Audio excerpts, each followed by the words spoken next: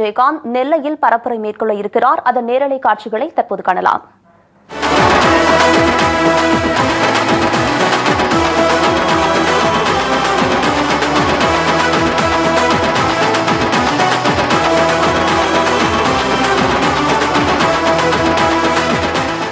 அன்புக்குரிய அந்நியார் அவர்கள் வந்திருக்கிறார். உங்கள் மத்தியிலே வாக்குகளை சேகரிப்பதற்காக வந்து கொண்டிருக்கிறார். மறந்தும் இருந்து விடாதீர்கள் வாக்காள பெருமக்களே.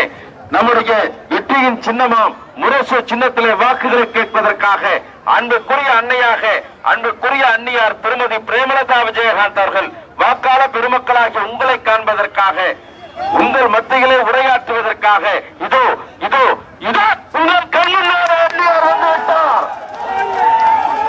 நம்முடைய வெற்றி வேட்பாளர் சிவனந்த பெருமாள் அவர்களுக்கு முரசு சின்னத்திலே வாக்குகளை கேட்டு உங்கள் முன்னால் அன்புக்குரிய அந்நியார் உரையாற்றுகிறார்.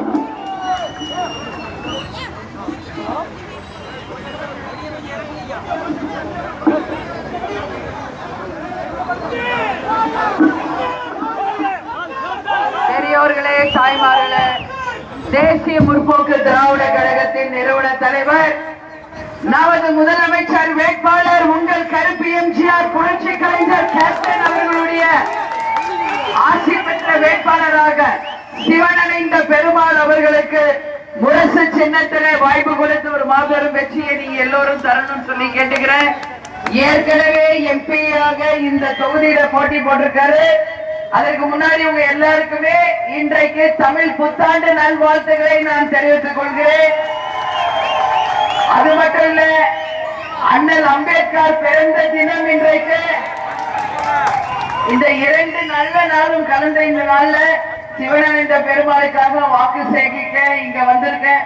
நீங்கள் அத்தனை பேருமே நல்லபடியாக சிந்திச்சு ஒரு மாற்றத்தை உருவாக்கி இந்த தேர்தலிலே முரசு சின்னத்திலே வாய்ப்பு கொடுத்து ஒரு வெற்றியை நீங்க அவருக்கு தரணும் சொல்லி உங்க எல்லாருமே பார்த்து நான் இருக்கரம் கூப்பி கேட்டுக்கொள்கிறேன்.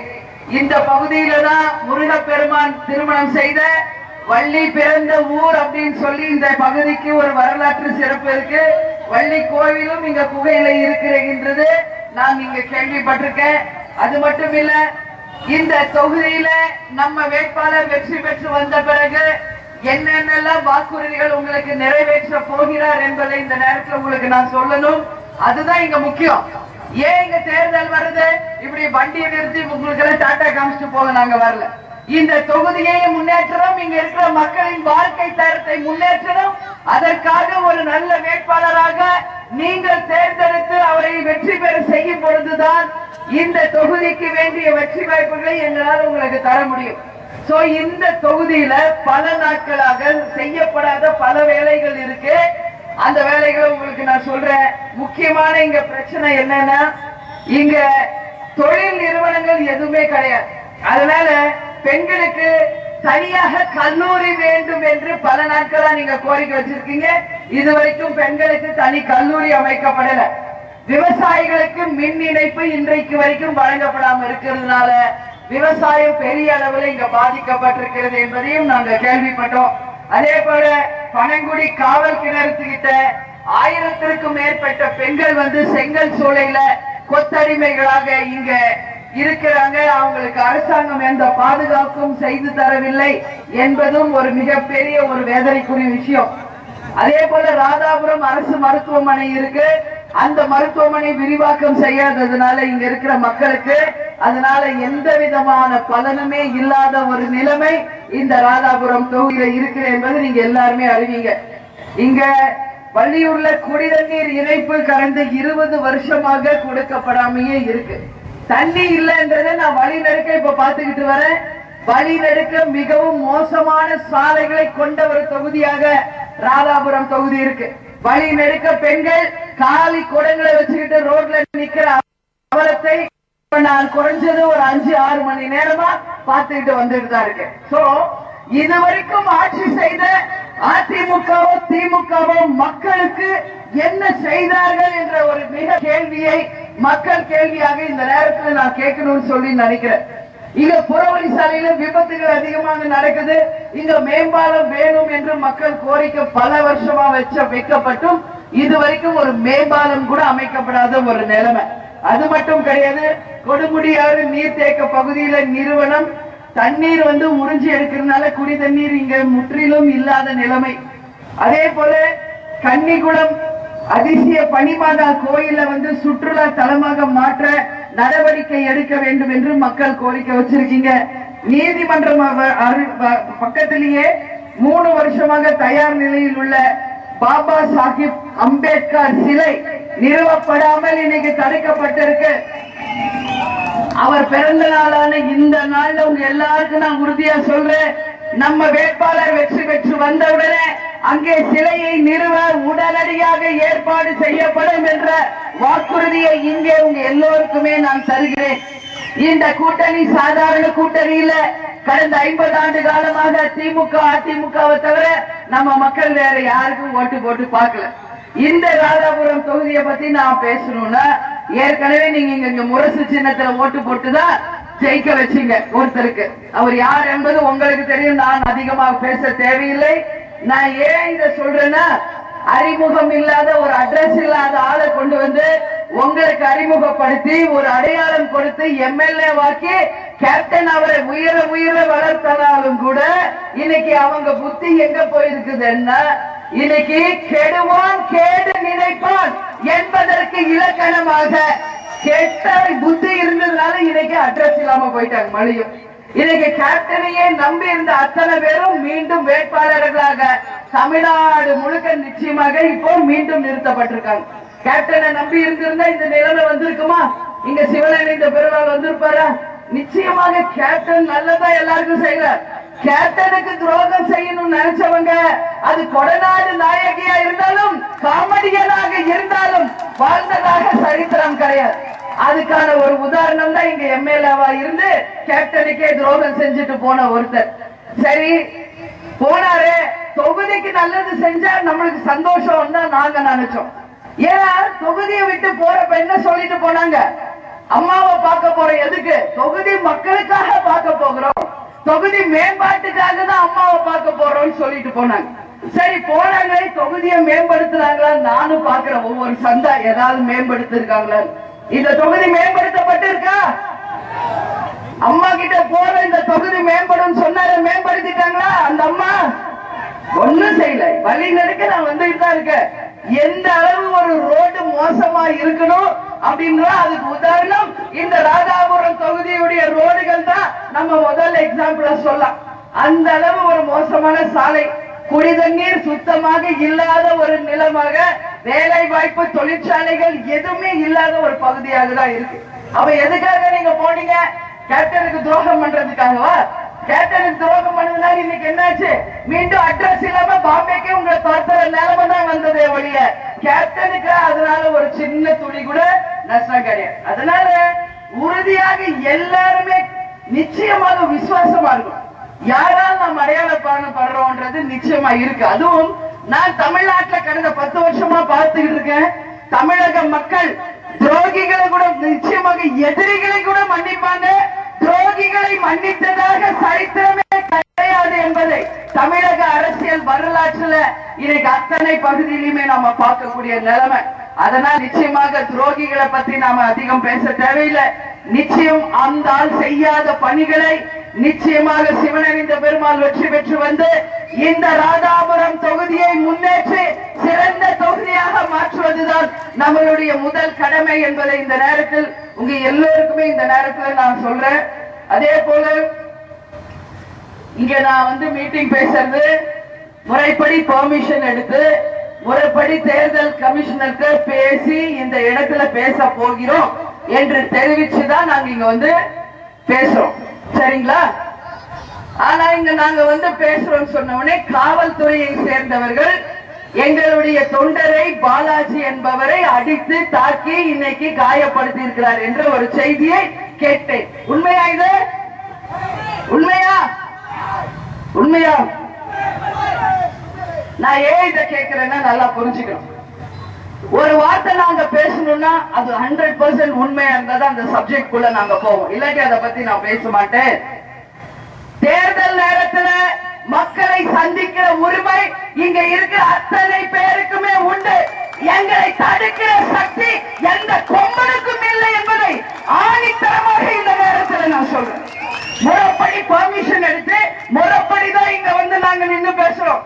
நாங்க முறை தவறிய கட்சி கிடையாது, முறை தவறிய கேப்டனால் கொண்டு வரப்பட்ட ஆட்களும் கிடையாது.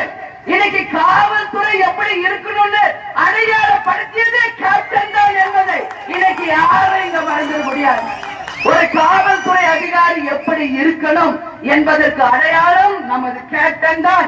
அது கேப்டன் பிரபாகரா இருக்கட்டும், புலன் விசாரணையா இருக்கட்டும், வாஞ்சிநாதனா இருக்கட்டும், ஒரு போலீஸ் ஆபீசர் எப்படி இருக்கணும்னா கண்ணியமிக்க ஒரு போலீஸ் அதிகாரியாக தன்னுடைய திரைப்படங்களை நிரூபித்து காமிச்சவர் நம்ம கேப்டன். காவல்துறை மேல மிகப்பெரிய மரியாதையை நாங்க வச்சிருக்கோம். நீங்க ஆனா ஆளுங்கட்சியின் ஏவல் துறையாக மாறி இது போல சில்லறத்தனமான வேலையை தேமுதிக கிட்ட யாரும் வைத்துக் கொள்ள வேண்டாம் என்பது கடுமையான எச்சரிக்கையோடு இந்த நேரத்தில் நான் சொல்றேன். அது யாராக இருக்கட்டும், நாங்க ஒண்ணு பர்மிஷன் எடுக்காம இங்க வந்து பேசுறேன். எதற்காக நீங்கள் எங்கள் தொண்டர்களை தாக்குகிறீர்கள்? தாக்குற உரிமை இங்க யாருக்குமே கிடையாது. இதை தேமுதிக சார்பாக வன்மையாக அது எந்த போலீஸ் அதிகாரியாக இருந்தாலும் எங்களுடைய கண்டனங்களை இந்த நேரத்திலே நாங்கள் பதிய வைக்கிறோம். நாங்கள் நியாயமா தான் இருப்போம். ஏன்னா சும்மா சீண்டி பாத்தீங்க, இது பணங்காட்டு நரி, சலசலப்புகளுக்கு அஞ்சாது எங்கள் கட்சி என்பதை உறுதியாக நான் சொல்றேன். ஏதாவது இன்னைக்கு வரைக்கும் 40 ஆண்டு காலத்துல கேப்டனாலேயோ அவருடைய ரசிகர்களாலேயோ அவருடைய கட்சியினராலோ தமிழ்நாட்டில் எங்கேயாவது ஒரு வன்மனை நடந்திருக்கு என்று யாராவது ஒரு உதாரணம் காமிக்க முடியுமா? ஏதாவது ஒரு சின்ன அலிகேஷன் சொல்ல முடியுமா? அப்படி இருக்கிறப்ப எதற்காக இந்த போல வேலையை செய்றீங்க? ஏன் உங்க அம்மா அங்க ஹெலிகாப்டர்ல வர்றதுக்கு முன்னாடி 3 மணி நேரத்துக்கு முன்னாடி டிராபிக் கட் பண்றீங்களா? அதுக்கு மட்டும் உங்களுக்கு தெரியுதா? நேற்று தர்மபுரியில விருதாச்சலத்துல என்ன நடந்துச்சு? கொண்டு போய் வெயில் அத்தனை லட்சம் ஜனங்களை அடிச்சு இன்னைக்கு 20 பேர் மைக்கட்சி விழுந்து 4 பேர் செத்துருக்காங்க. இங்க பேசுற அந்த காவல்துறைங்க போய் அங்க போய் அந்த அம்மாட்ட கேளுங்க பாப்போம், முடியுமா உங்களால? சும்மா இந்த வேலையெல்லாம் வச்சுக்காதீங்க. உலகம் உருண்டை, மேல இருக்கிறவங்க கீழே வந்துதான் ஆகணும், கீழே இருக்கிறவங்க மேல போய்தான் ஆகணும். பொறுத்திருந்து பாருங்கள். 2016 நமது முதலமைச்சர் வேட்பாளராக கேப்டன் வருவது உறுதி என்பதை இந்த ராதாபுரம் தொகுதியில நான் அடிச்சு சொல்றேன். உறுதியா நான் சொல்றேன், இதுல மாற்று கருத்து இல்ல. மக்கள் பார்த்து ஓட்டு போட்டா நீ முதலமைச்சர், நீ எம்பி, எம்எல்ஏ.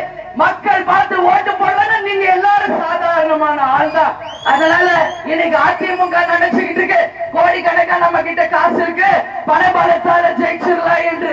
திமுக நினைச்சுக்கிட்டு இருக்கு பிளவுபடுத்தி இன்னைக்கு அது மூலம் ஆதாயம் காணலாம் என்று. ஒரு கட்சி பணத்தையும் ஒரு கட்சி பிளவையும் நம்பி இருக்கு. ஆனால் நம்ம கூட்டணி நம்பி இருப்பது யாரை? கோடிக்கணக்கான தமிழ்நாட்டு மக்களை என்பதை இந்த நேரத்தில் மறந்துடாதீங்க. இந்த கூட்டணி யாரால் உருவாக்கப்பட்டது?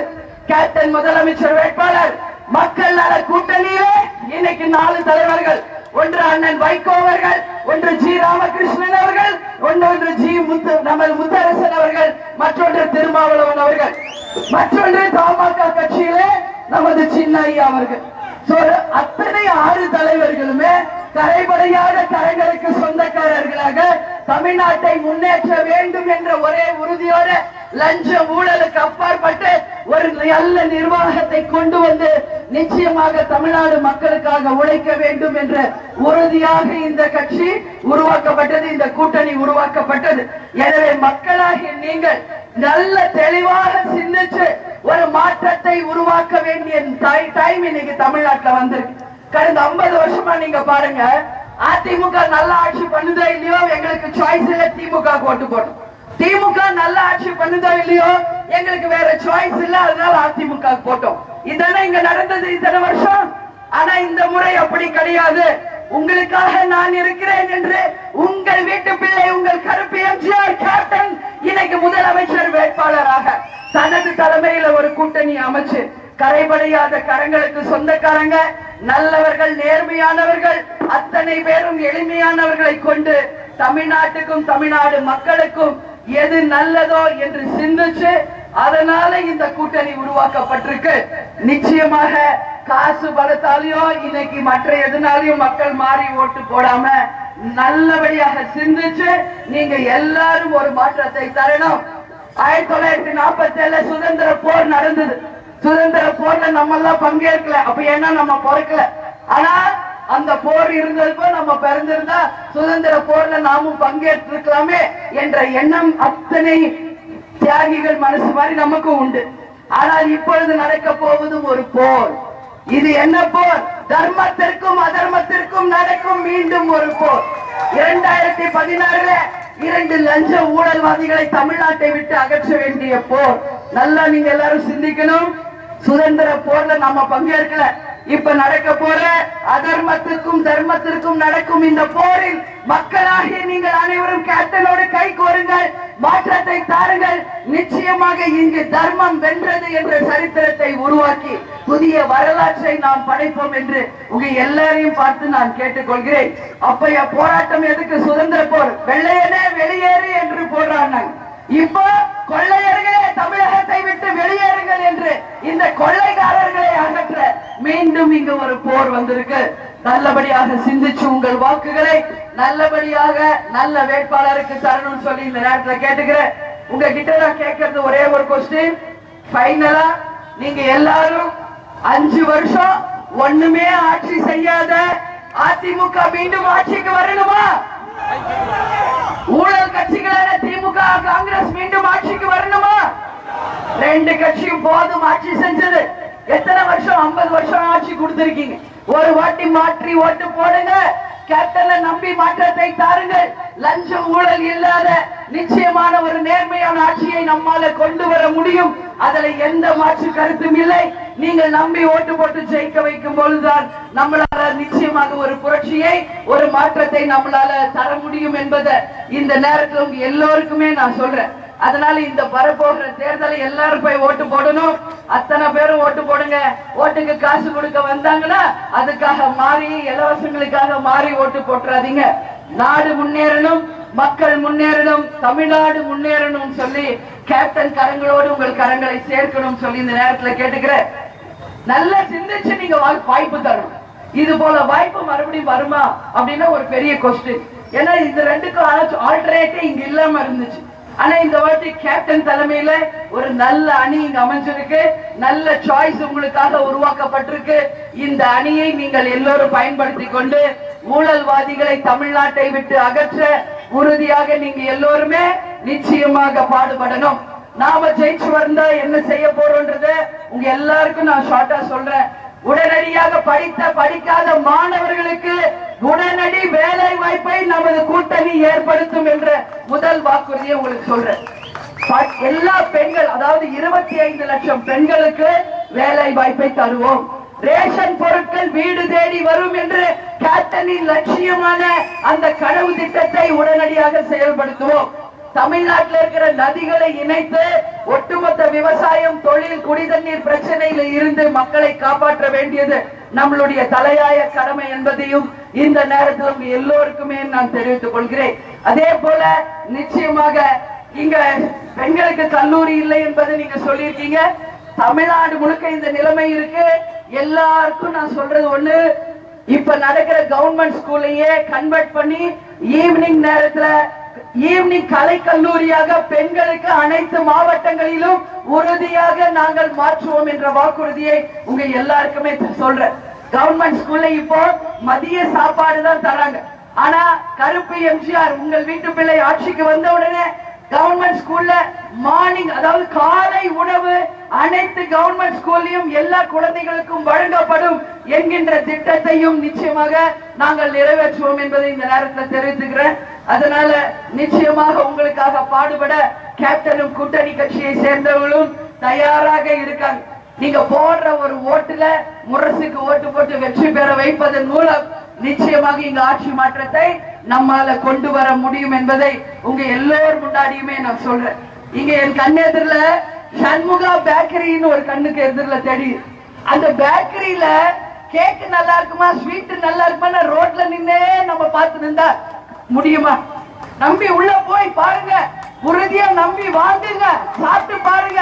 அப்பதான் அது குவாலிட்டியா இருக்கா, சுவையா இருக்கா என்பது உங்களுக்கு தெரியும். அது போல கேப்டனை நம்பி இந்த கூட்டணிக்கு நீங்க ஓட்டு போடுங்க. நிச்சயமாக 50 ஆண்டு கட்சிகளை வீட்டை விட்டு விரட்டி மாற்றத்தை நம்மால கொண்டு வர முடியும்.